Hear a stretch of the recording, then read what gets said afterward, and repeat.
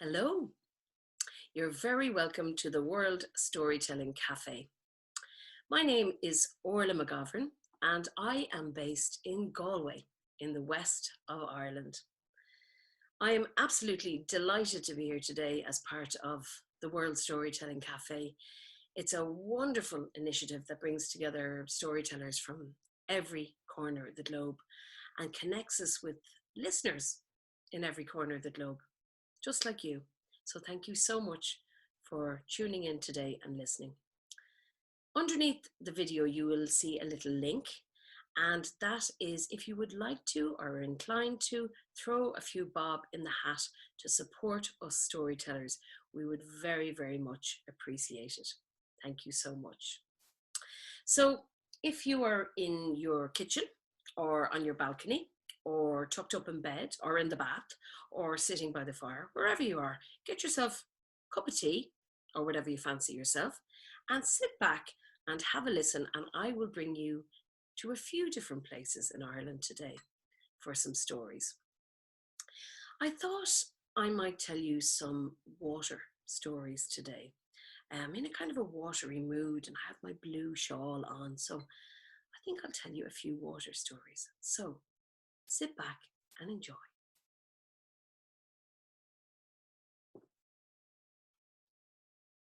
In the rolling hills of Clare, there lived a young lad called Thurlock. Thurlock was fair of face, with creamy skin, and black mop of curly hair, and twinkling blue eyes, and a heart full of mischief.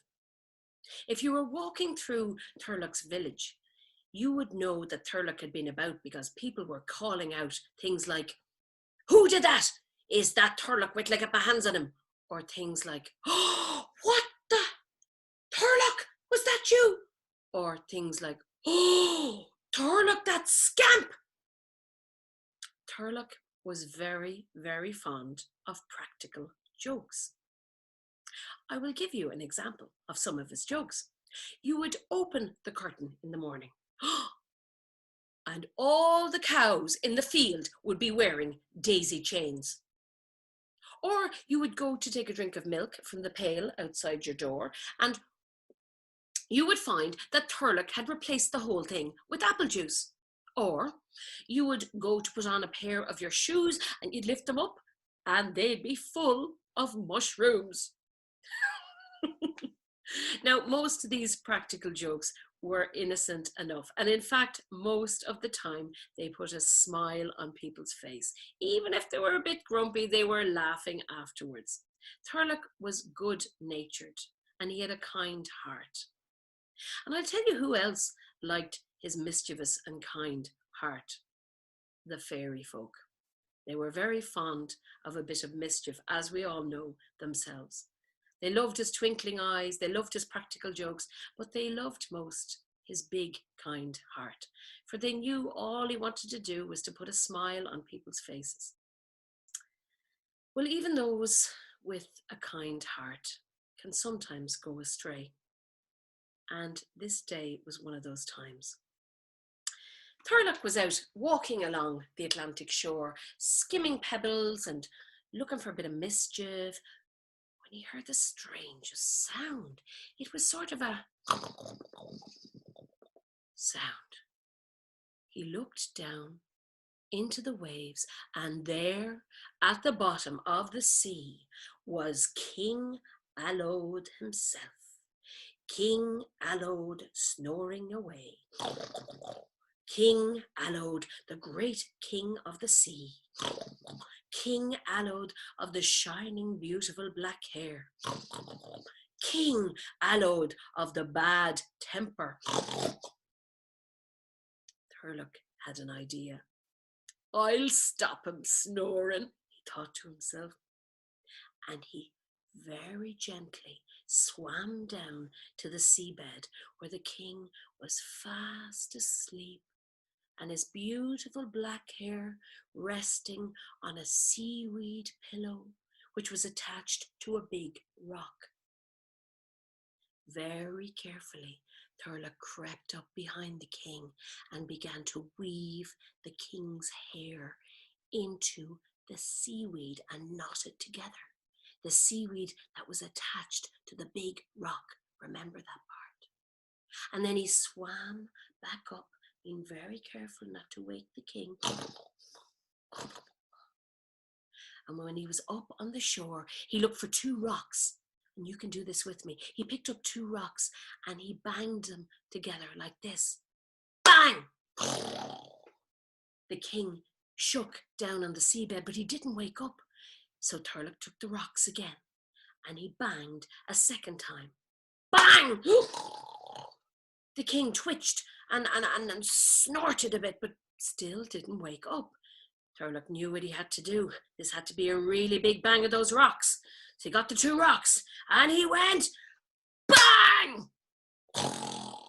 The king jerked awake suddenly and tried to jump to his feet.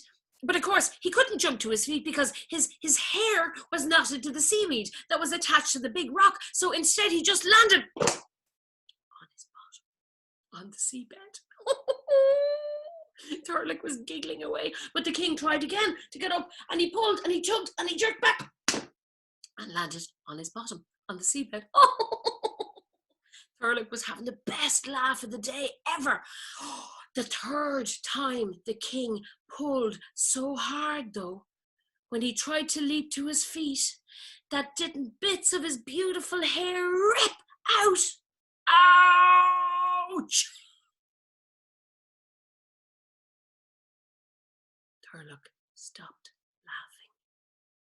He hadn't meant to hurt the king. He just meant to see him fall on his bottom on the seabed. And now, "Who did this?" said King Alod.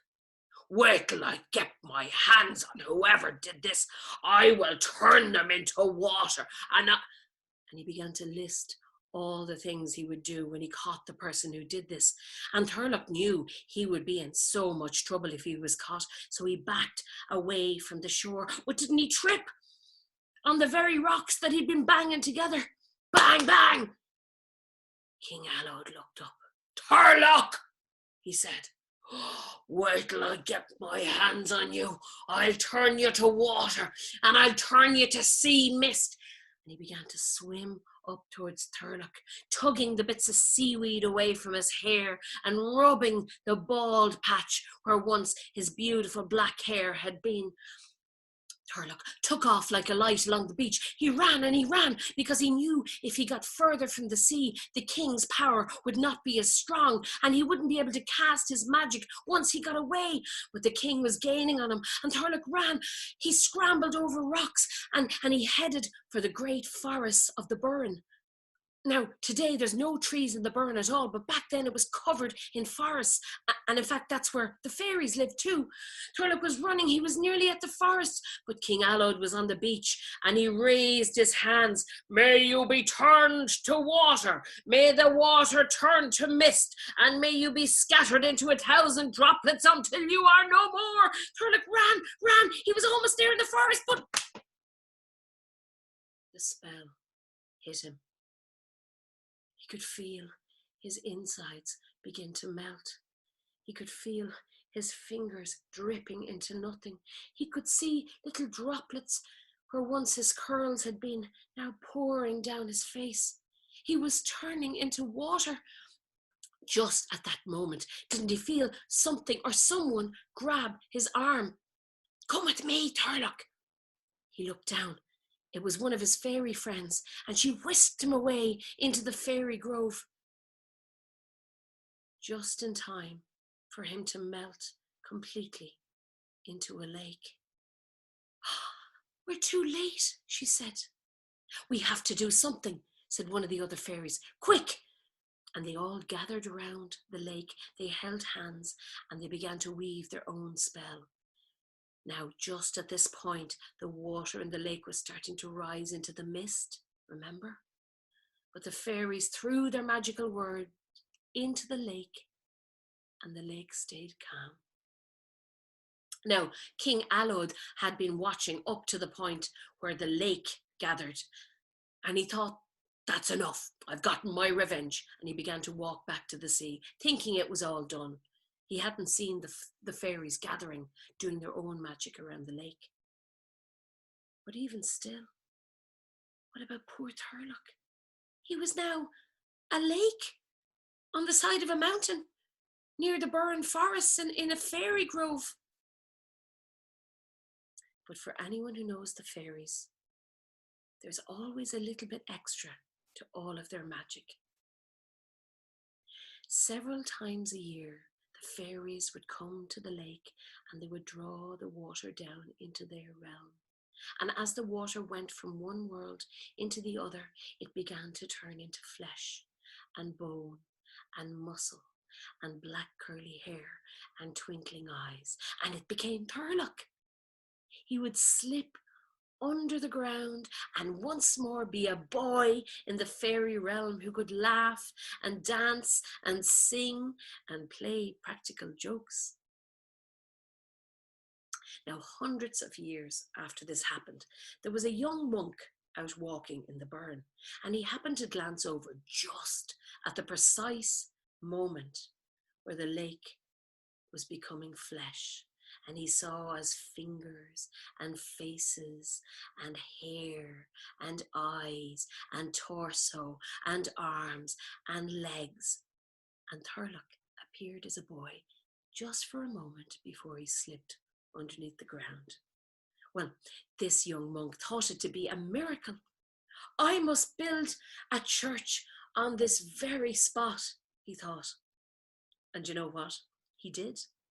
And that church is still there. Well, the ruins of it are. And that monk became a saint. His name is Saint Cronan. Now, a lot of time has passed since Thurlock's story, but he's still around. And we still remember his name. If we see a lake that's there sometimes and gone other times, on the side of a hill that's there sometimes and gone other times, we call it a Thurlock, a disappearing lake. And that's my story. For the next story, I think we should go down the coast, down the west coast, and we'll go to County Cork.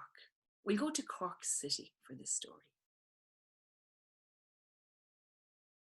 Every Saturday, Tara would ask her father, Owen, the same question. She would peer out the window and she'd say, Daddy, will we see fairies at the bottom of the garden today? Her father would give a little chuckle, shrug his shoulders a little bit and grumble, but he would never answer. Now, Tara knew that her dad thought that fairies were a bit silly because she'd overheard him say this to her mum one night, and they didn't know she was listening. But still, her father never said no, he just chuckled. So it was always a possibility. Saturdays was Tara's favourite time of the week. That was the day she could have breakfast with her dad. Now, her dad was very practical and a very busy man, and he had some very important job in Cork City. And Monday to Friday, he'd barely get a sip of tea in or grab a piece of toast, and he'd have to be running out the door to work. But Saturdays were different. Saturdays, he got to relax. He could have a big breakfast, 3 cups of tea, orange juice, the newspaper, and sit with Tara. Sometimes he even asked her for help with the crossword puzzle. Now, she knew he didn't really need her help, but she loved helping him anyway. She would give her answer and watch as he filled in the black and white puzzle with his fountain pen. She loved Saturdays. And always she'd ask her dad, Dad, will we see fairies today at the bottom of the garden? And he'd always shrug and smile and go back to his newspaper. Well, time passed and things changed, as they did.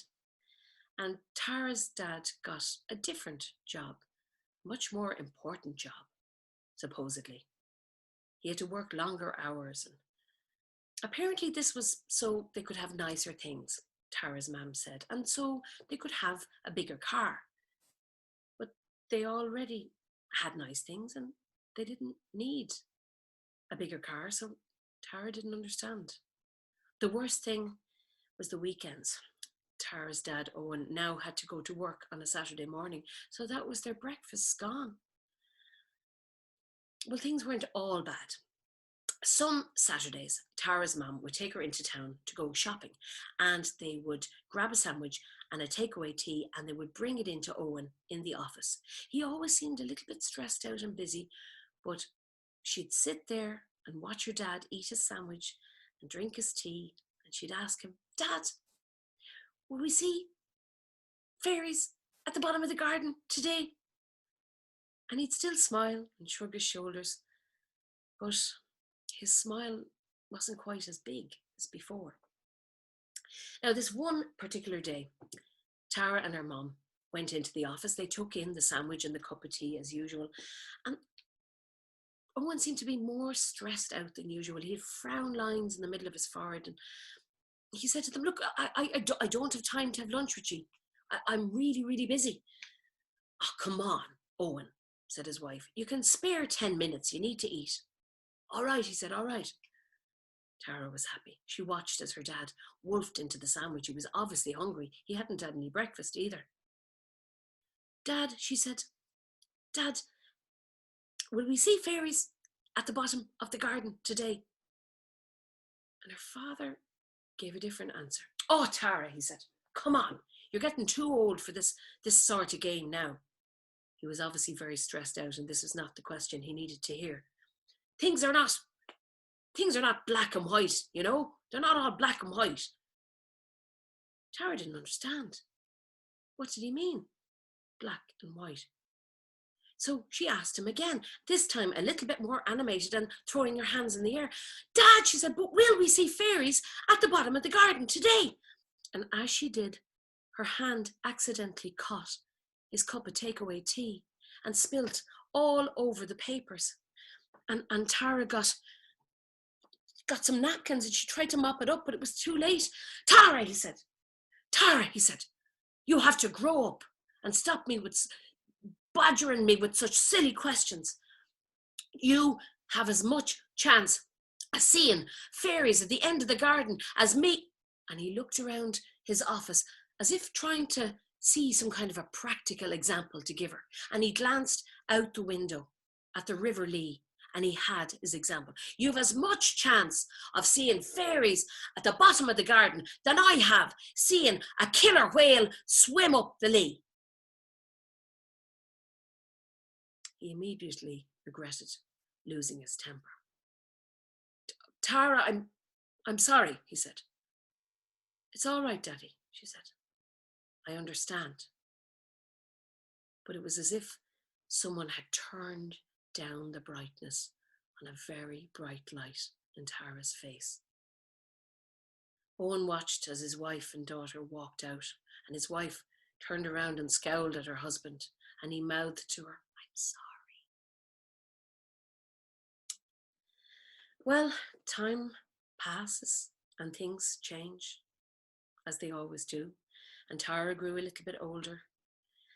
And she stopped going in to bug her dad on a Saturday. Instead, if she went to town, she would often hang around with her friends. And she stopped really thinking about the fairies at the bottom of the garden, because when she did, she thought about breakfast with her dad. And it made her a little bit sad. So this one particular Saturday was just before everyone was supposed to go back to school. And she was in town with her friends. And they were out looking in the window of shops and getting ice cream and listening to music, when Tara noticed there was a big queue of people over on the quay. She wandered off from her friends and she went over to the people. "And what's happening?" she said. "Oh," said the woman, "there's a whale in the river." "No," said a man, "there's two of them." No, said a young boy. "There's 3 killer whales in the Lee." Tara, normally very polite, pushed her way in through the crowds into the front so she could see. And sure enough, there in the River Lee were 3 beautiful black and white orcas swimming around in the middle of Cork City in the sea. Tara thought of something. She remembered that day in her dad's office, the day he got angry, the day he talked about impossible things, the day he said, "You've as much chance."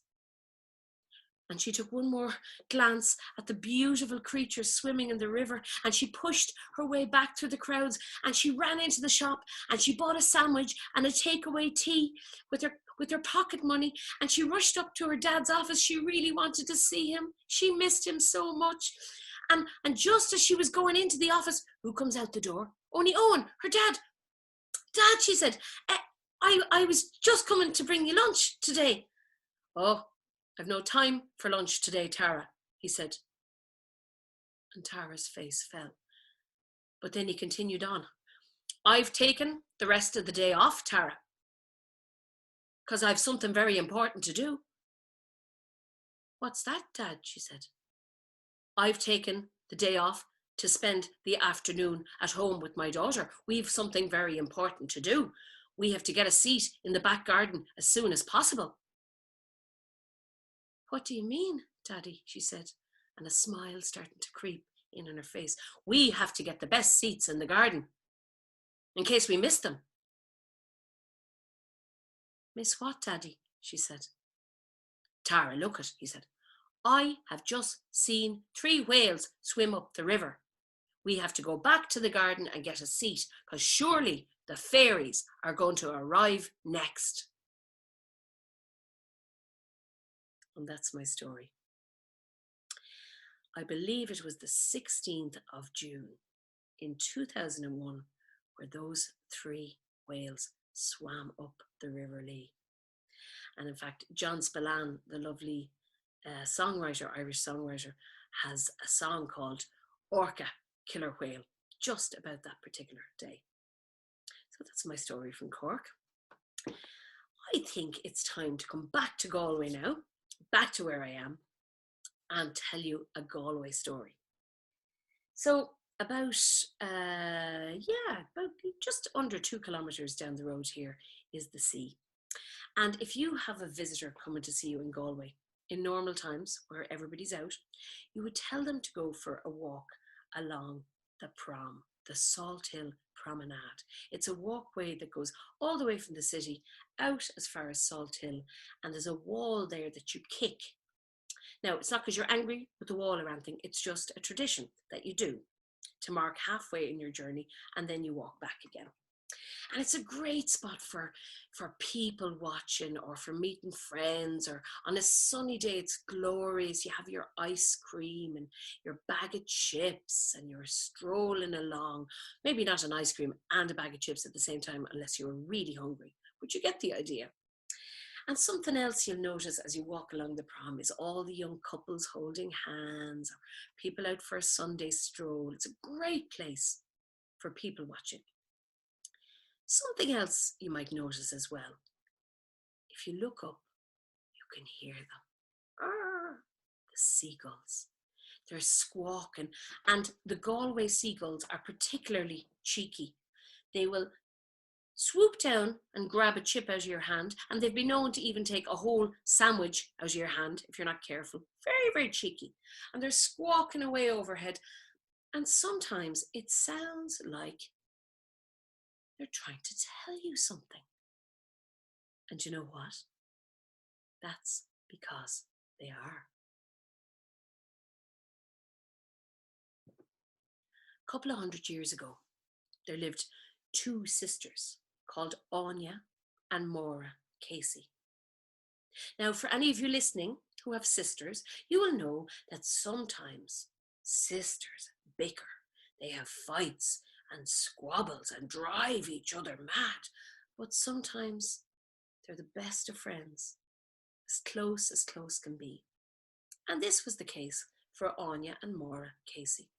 Most of the time, they were the best of pals. And one of their favourite things to do on a Sunday afternoon was to take a picnic down to the Salt Hill Promenade.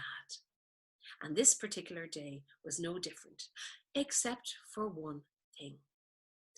In their picnic basket, they had sandwiches wrapped up in paper. They had a bottle of sweet tea. Back in those days, we didn't have flasks, so you put your tea into a bottle. But they had one other thing. They had a beautiful piece of their Auntie Nora's fruitcake. Now, back in those days, fruitcakes were a thing of pride, and Auntie Nora's fruitcake was said to be the best fruitcake in the whole of the west of Ireland. This is high praise. So if you were lucky enough to get a piece of it, you treasured it. And they were going to share this piece of cake. So when they got down to the prom, oh, it was a beautiful day. The sun was out, but there was a breeze, and the sea was quite choppy. There was salt in the air, and that brought in the hunger to them. So they got their little checkered blanket and they laid it out on the ground. And they started drinking their tea and eating their sandwiches and watching the people, particularly the young lads. They were sipping their tea away when who do they spot? Walking down the prom. Only Sean Ryan. Oh, Sean Ryan. You see, I better tell you, Anya and Sean had a little bit of a frisson. And Maura and Sean had a little bit of a frisson. A little bit of a flirty thing going on. But it was Maura and Sean that always took it a step further. They would make each other laugh. That was their way of flirting. Like, for example, they'd be in Mass, in church on a Sunday, and Sean might turn around to Maura and make a face like this. Or Maura might turn around to Sean if she saw him in the market and do a little pig face. And they would crack up laughing at each other. It's just their way of flirting. So Maura had an idea. As soon as Sean was passing, she would have to find a way to make him laugh. So she looked around. Oh, she saw her chance. She took her Auntie Nora's fruitcake and she shoved the whole thing in her mouth in one go. Just as Sean was passing, she opened her mouth like this and went, oh. It was disgusting. It was like a slurry pit or a sludge. It was like, black and crumbs and things falling out. And of course, Sean started laughing his head off. But I'll tell you who wasn't laughing. Her sister, Anya. That cake was meant for both of them to share. Now, this idiot of a sister of hers was after shoving the whole thing into her gob just to flirt with Sean. She lost her temper. And without thinking, so annoyed at her sister, didn't she stand up and slap her across the face. Sean took off like a light. There was no way he was staying around for this fight. He was gone. Well, the cake flew out of Maura's mouth in slow motion. It was like a Quentin Tarantino film, or a Rocky, the slow bit where he gets a punch to the face. Maura stood there. Well, Anya, of course, was sorry she'd slapped her sister. I'm sorry. I'm sorry. We ate the cake. And well, I'll tell you, if Anya had a bad temper, guess who had a worse one? Maura Casey had a worse temper. She could feel the sting still on her face from where her sister hit her. She could feel this anger rising up through her body till it took her over, and without thinking, before she knew it, she had shoved her sister into the water. Immediately, she regretted it. Immediately, it began to rain, and you could hear thunder in the sky. And she looked around for someone to help her. But, but everyone was gone. There was nobody on the prom anymore. And Sean was well gone. Help me, she said, help, I can't swim. My sister's in the water, help. But there was nobody around her to help. And she watched as Anya sunk beneath the waves for the first time. Oh, please, somebody help, she said, help. But there was no sign of anyone. There was nobody to help. Oh no, she said, it's all my fault. If I hadn't been flirting with Sean, oh, I'm so sorry. And her sister was sinking a second time beneath the waves. And she begged anybody that was listening to please help her. And her words began to form into a prayer or a spell, whatever you want to call it. She said, please, she said, I'll do anything. Please don't let my sister drown. I'll never flirt with Sean again. I'll never flirt with any man again. Yes, I'll walk this prom for my penance until the end of my days, but please, please don't let my sister die. Well, somebody or something heard her prayers and heard her call. For out at sea, her sister Anya began to sink down for the third and final time beneath the waves. But as she did, the strangest thing happened. Out of her fingers, tiny little feathers began to spurt. Out of her head, her nose grew long and hard and yellow, and feathers began to grow on her back, and her legs grew thin, and her toes began to web.